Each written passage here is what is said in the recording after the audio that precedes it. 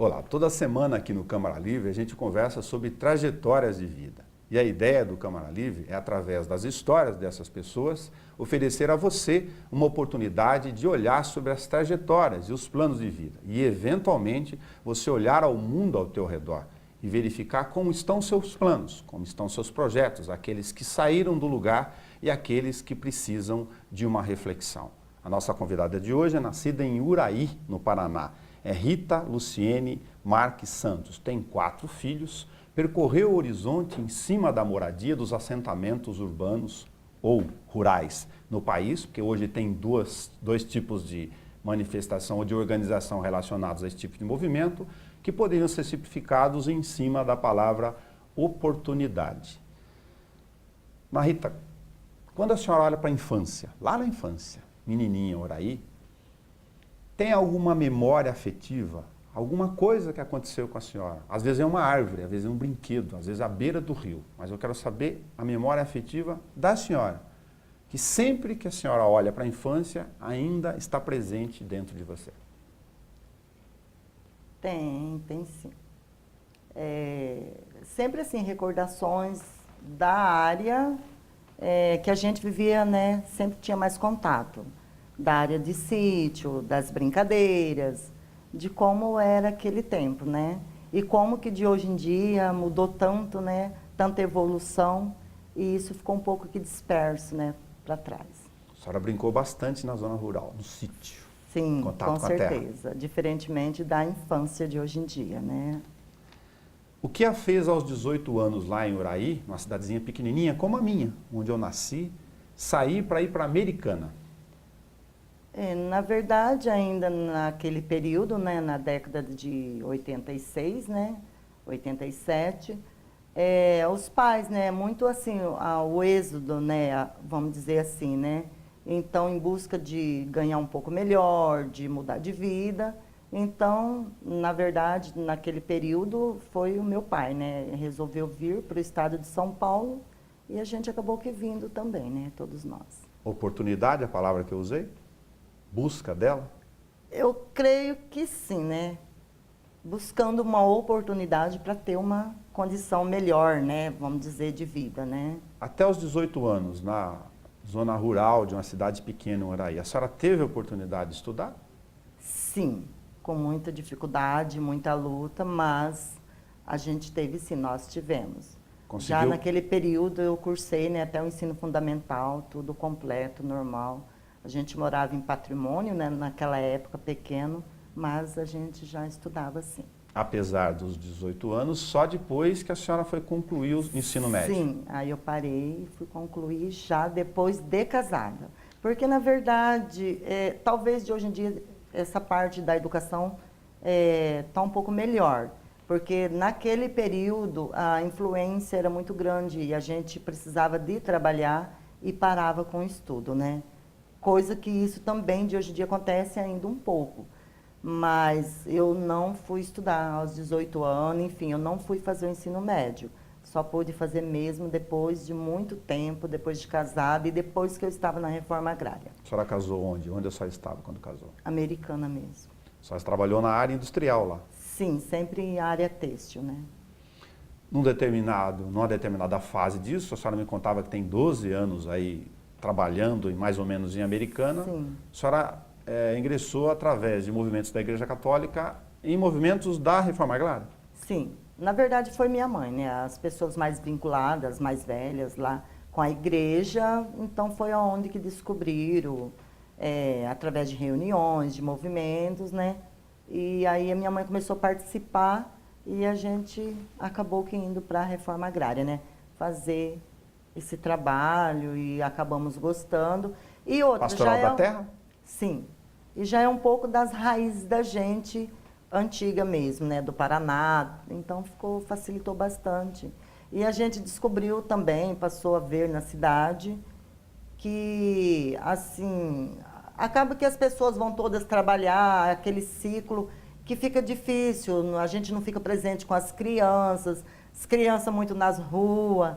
Então, daí a gente achou melhor voltar para o sítio mesmo, para ter um outro tipo de vida. Tem um sentimento hoje que, apesar do êxodo rural, que a senhora pegou na origem, no meio da transformação do país, só para lembrar as pessoas que estão nos acompanhando aqui, os anos 60 e 70 tem movimento da saída do campo para as cidades, em grande massa no Brasil. Sim. Só está falando agora de um movimento invertido pela qualidade de vida, em razão da violência nas grandes cidades, de voltar às origens.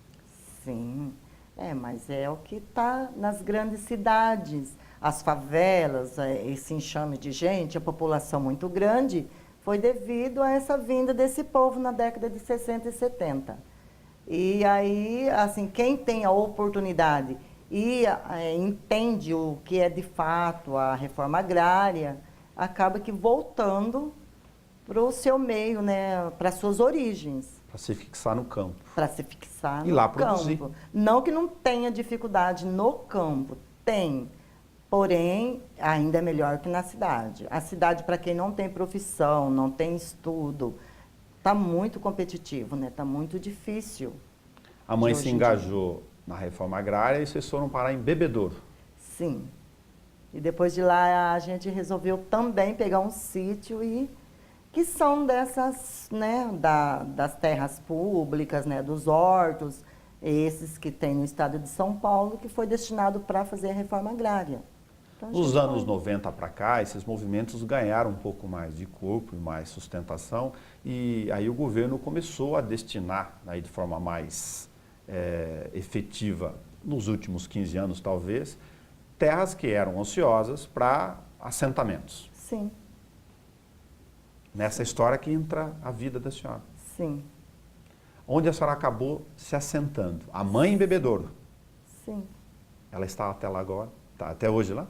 Está. Está. Como é o assentamento lá, para as pessoas entenderem? A gente conhece aqui o de Aimorés, é parecido? É a mesma coisa, é parecido. É o horto de Bebedouro, é a mesma coisa, né? Qual que é a sentada, 5 alqueiro cada pessoas, né?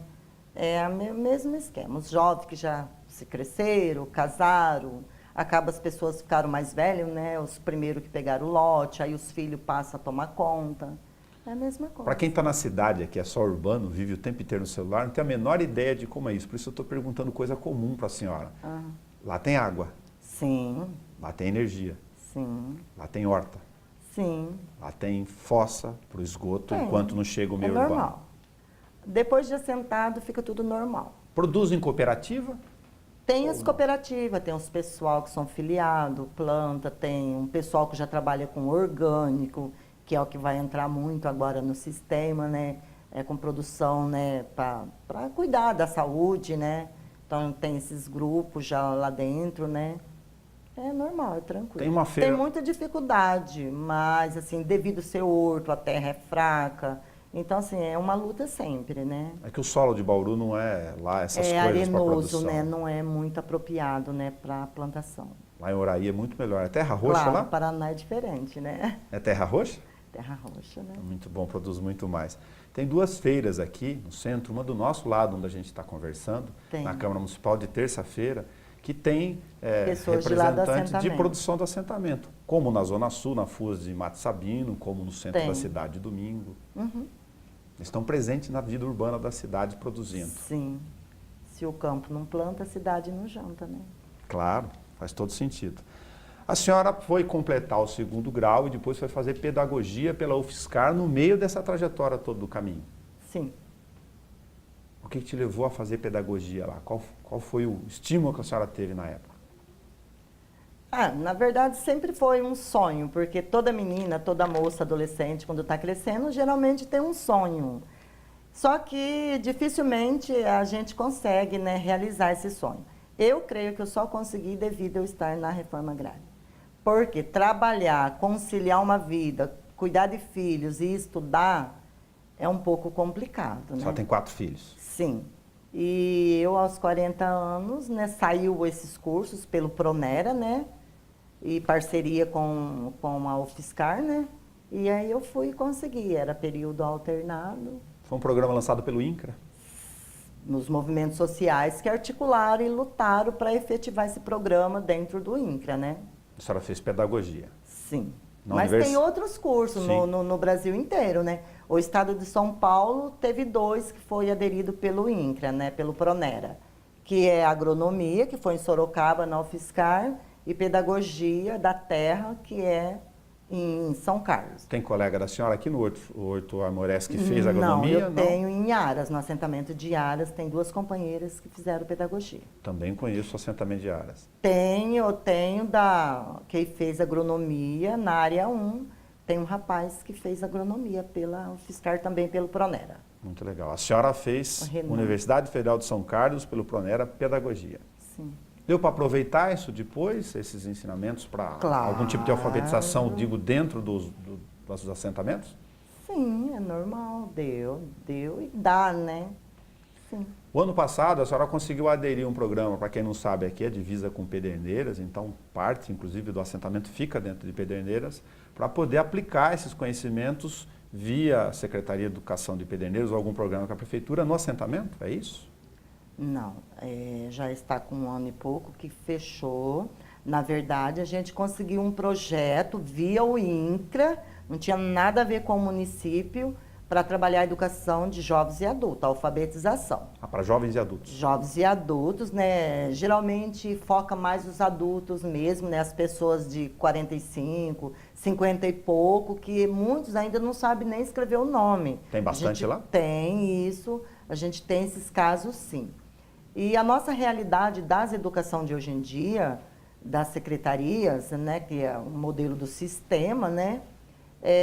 Eles querem tirar os alunos idosos, as pessoas mais velhas e levar para a cidade. Só que as pessoas trabalham o dia inteiro e elas não vão para a cidade.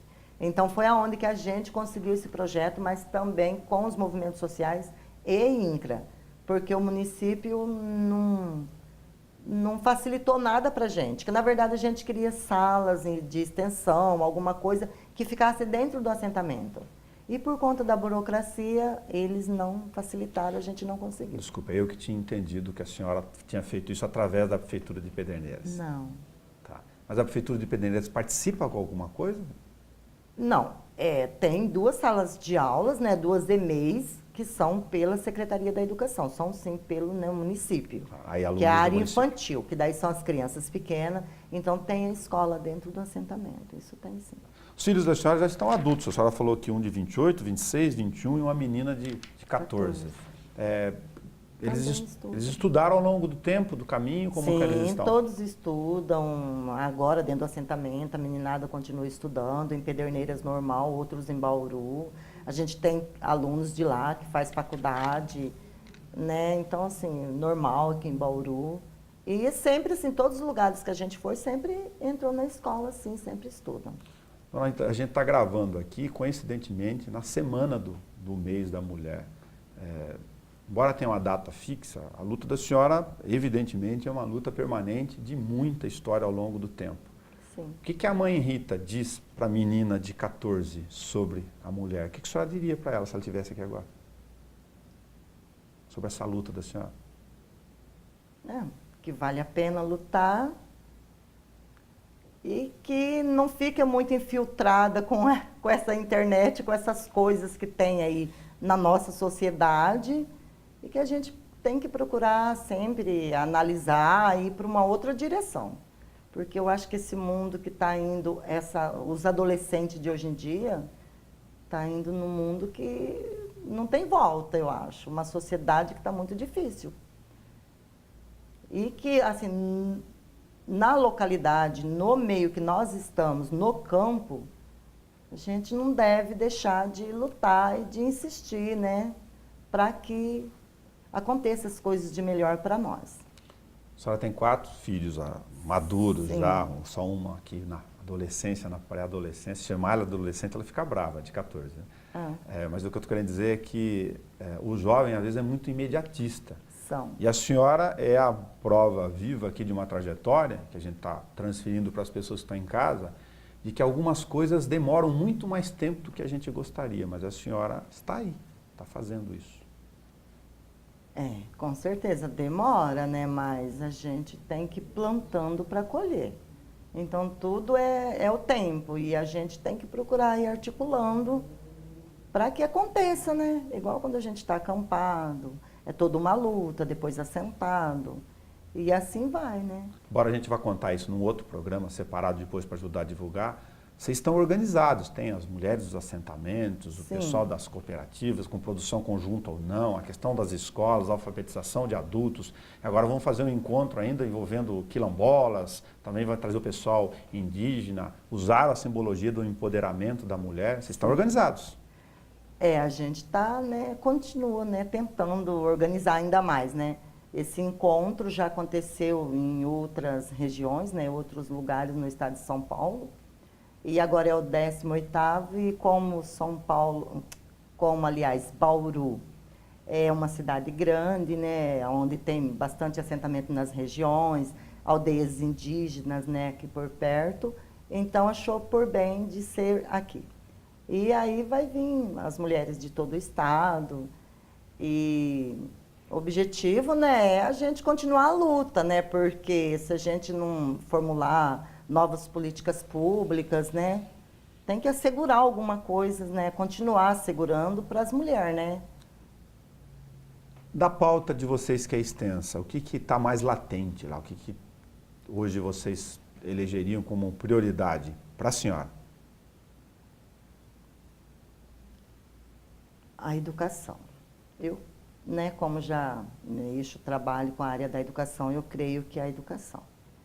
A educação tem que ser, tanto na área urbana como na área rural, né? Os nossos jovens, as crianças, adolescentes, eu acho que o princípio é a educação. Para tornar um ser humano consciente, tem que ser através da educação. E é o que não está tendo nas escolas de hoje em dia. Dona Rita, eu queria agradecer a senhora. Eu peguei a senhora de surpresa no meio do caminho, através de outras colegas do movimento que vocês estão engajados, para conversar aqui. E gostaria de perguntar para a senhora, que apesar dessa parafernália toda que está do lado aqui, se a senhora fechar o olho e imaginar que aqui é como uma cova de uma semente para poder plantar uma ideia, faz sentido? Que não é nem um bicho-papão esse monte de equipamento aqui.